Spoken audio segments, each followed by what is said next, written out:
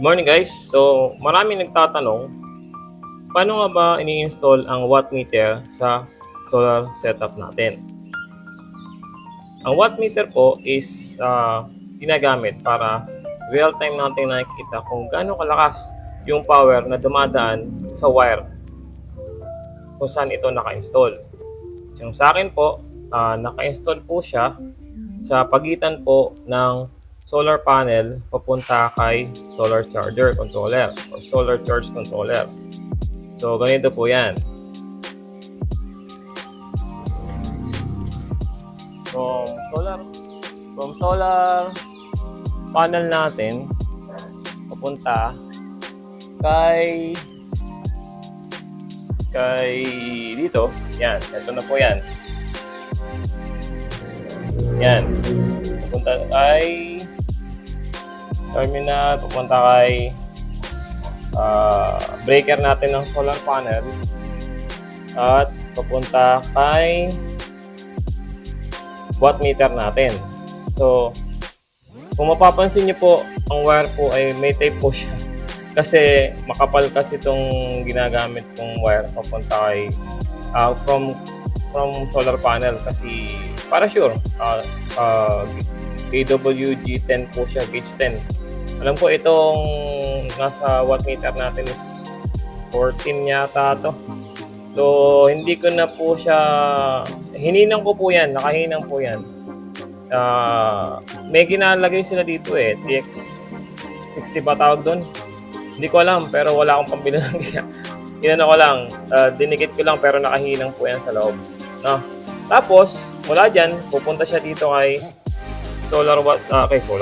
wattmeter natin para mabasa niya yung current na nakukuha niya from solar natin. Ngayon medyo maaraw kaya tumataas yung power natin.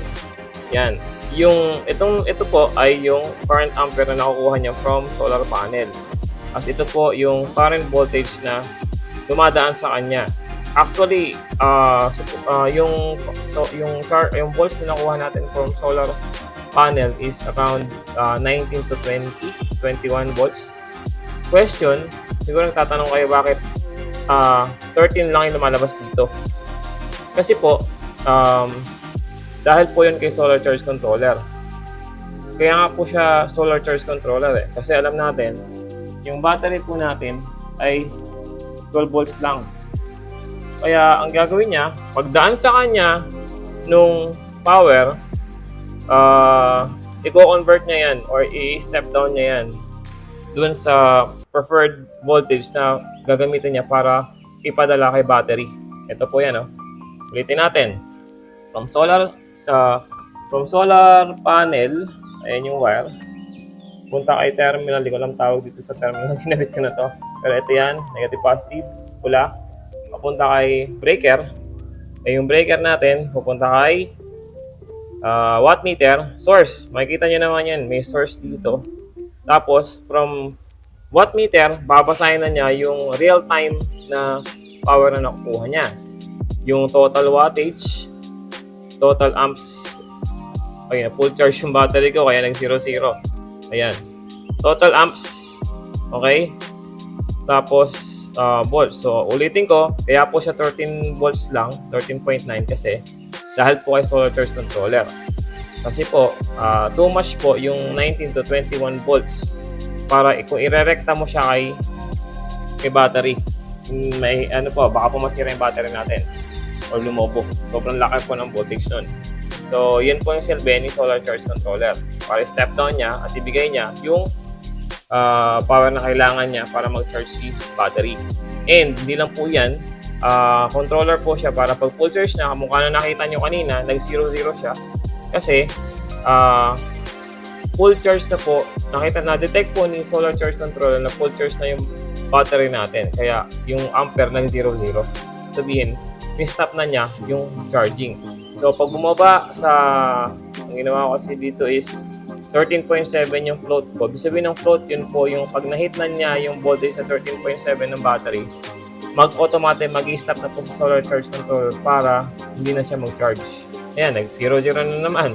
Kasi full charge na po yung ano natin, yung battery natin nun. May load po ako niyan Ayan po, electric fan. Ayan, load po ako niyan, electric fan. No? So, yan po siya. Yun po ang silbi na watt meter. Kasi po, sa isang nagsosolar katulad ko, dati na naiinis kapag sobrang araw kasi mainit. Ngayon po, mas gusto ko pang mainitan. Mas gusto ko pang mainitan kaysa walang araw kasi pag may araw, may libreng kuryente tayo. No? So, yun po ang silbi po ni watt meter. Para mabasa niya real time yung dumadaloy or nakukuha niyang power from solar panel papunta kay solar charge controller. So, solar charge controller papunta kay battery. Okay? Yun po. Yung hindi lang po dito siya pwedeng i-install. Hindi lang po dyan. Yung iba, ang ginagawa kapag may pera, at plano ko rin po ito, bibili pa ako ng isang ganito at ikakabit ko po siya sa pagitan po ng solar charge controller papunta kay battery or battery papunta kay power inverter. Yun po, marami po siyang pwedeng paggamitan. Tandaan nyo lang po na yung nakasulat na source, dito po manggagaling yung power, yung solar power natin o kahit kung battery man siya, basta nanggagaling yung power, yung electricity. At doon sa load, doon po pupunta doon naman po yung mga devices or solar charge controller natin na pinaka-load niya ngayon dito sa setup ko dahil nga nasa pagitan siya ng solar panel at solar charge controller. Dahil gusto ko pong makita yung real-time na power na nakukuha at dumadaan sa wire from solar panel papunta kay solar charge controller. And that way, hindi po ako nako-conscious kung ano kayang power, kung gaano kayang kalakas na kuryente ang nakukuha niya or na-harvest ni solar charge controller from solar panel. Kasi depende po yan sa araw. No? Kung araw may malakas, mukha yan, medyo mataas-taas yung araw natin, kaya umabot siya ng 10.21 amps. Okay? Yung 1.42 na watts, ang ibig sabihin po niyan is kapag minultiply mo yung amps na to dun sa current voltage natin, yun po yung magiging result, yung 143 watts. Try nyo lang po. Yun nga lang, dahil po hindi siya consistent, pabago-bago rin yung wattage natin. Ganun po yung kino-compute yan from minumultiply niya yung amps to voltage at yun ang nakukuha niya, watts. No? Ang solar panel po ay dalawang 100 watts. Okay? So, nakaparallel po siya kaya medyo mataas yung amps compare sa voltage kasi naka PWM lang ako at yun lang po kaya ng budget mo ngayon. Bili po tayo ng MPPT someday, soon. Okay? So, yun po. Ganun lang po. Ipapagitan nyo lang po. Bago po nyo padaanin yung solar panel, yung wire ng solar panel. Instead na yung wire ng solar panel, idiretso mo dun kay solar charge controller.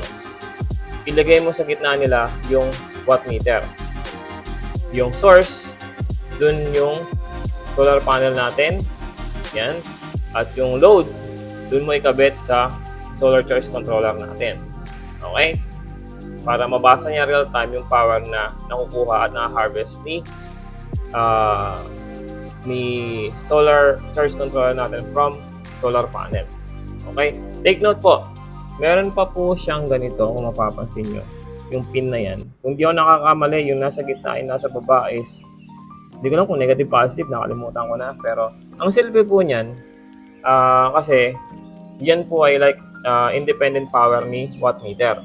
Kasi po, sa ngayon, sa setup ko, ito po ay kumukuha ng power from solar panel natin para mag-on siya, para mag-work siya. Doon siya kumukuha ng power. Kaya kapag naggabi, ang nangyayari, namamatay na siya kasi wala na siyang makuhang power. Ang alam ko, based on the description, nakalagay doon from 4 volts to 60 volts yung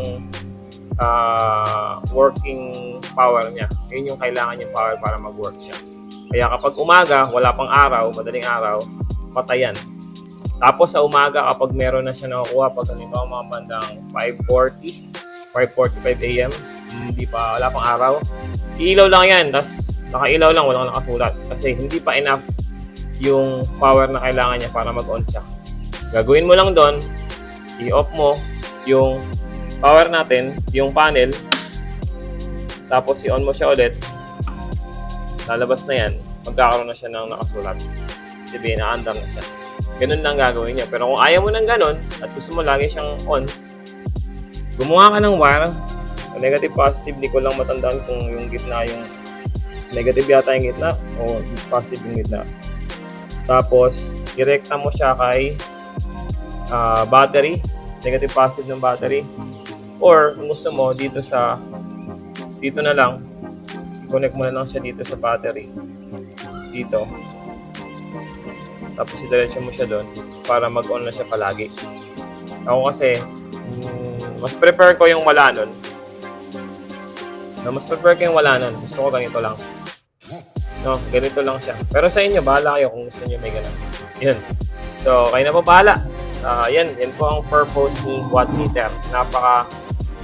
Laking bagay po niya. Para sa akin na sa nagsa-solar, pag gusto ko makita yung status ng solar setup ko, tingnan ko lang si watt meter. Alam ko na yung power na nakukuha. Okay?